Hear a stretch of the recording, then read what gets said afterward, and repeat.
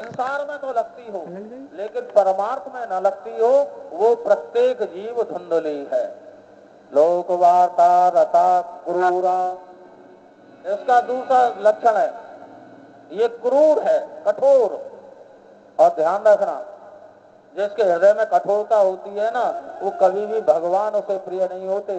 भगवान कभी भी उसे अपने जगह में शरण नहीं देते, चरणों में। क्यों? अगर तुम्हारा हृदय ही कोमल नहीं तो भगवान हम पर कृपा कैसे करेंगे? अगर हम संसार में ही दया नहीं कर सकते तो भगवान को याद कैसे करेंगे? देखो, आपको एक बात बताएं, दया शब्द बहुत अच्छा है। दया बोले जीवे दया, सब पर दया करो, सब पर दया करो। संत बताते हैं, संतों का लक्षण है प्रत्येक जीव पर दया करना। बोले दया करने से क्या होगा? क्या मिलता है दया करने से? तो देखो, दया करने से जो मिलता है ना, वो दया शब्द में ही छिपा हुआ है। कैसे? तुम दया करोगे तो क्या होगा?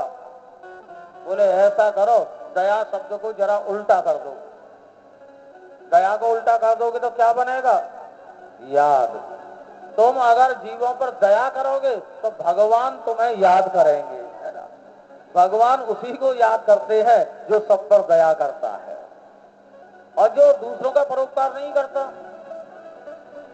श्री व्यास जी महाराज से किसी ने पूछा, महाराज आपने 18 पुराणों की रचना की, सारे पुराण तो हम पढ़ नहीं सकते, इन पुराणों का सार क्या है आप ये बता दो।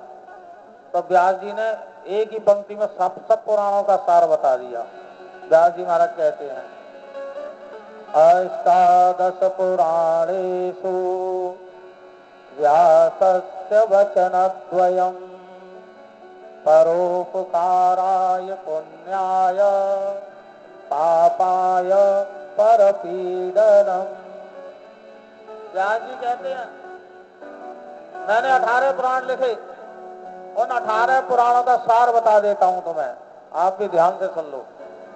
समस्त पुराणों का सार है ये। क्या है? बोले दो बात, खाली दो बात याद रखो। कौन कौन सी? बोले संसार में सबसे बड़ा पुण्य और संसार में सबसे बड़ा पाप क्या है, ये याद रखो। बोले सबसे बड़ा पुण्य कौन सा है? परोपकार।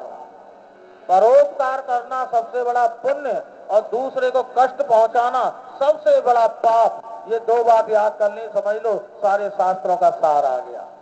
केवल दो बात। जो व्यक्ति दूसरों पर दया करता है, परोपकार करता है, उसे अपने घर से निकल करके मंदिर जाने की जरूरत नहीं रहती। बांके बिहारी कहते हैं, तुम जीवों पर दया करो, भूखों को रोटी खिलाओ, अनपढ़ों को शिक्षा दिलाओ, प्यासों को पानी पिलाओ, अनाथों को नाथ बनाओ। तुम जितना परोपकार करोगे मैं तुम्हारे हृदय में उतना ही आकर के बैठता जाऊंगा। संसार का नियम है।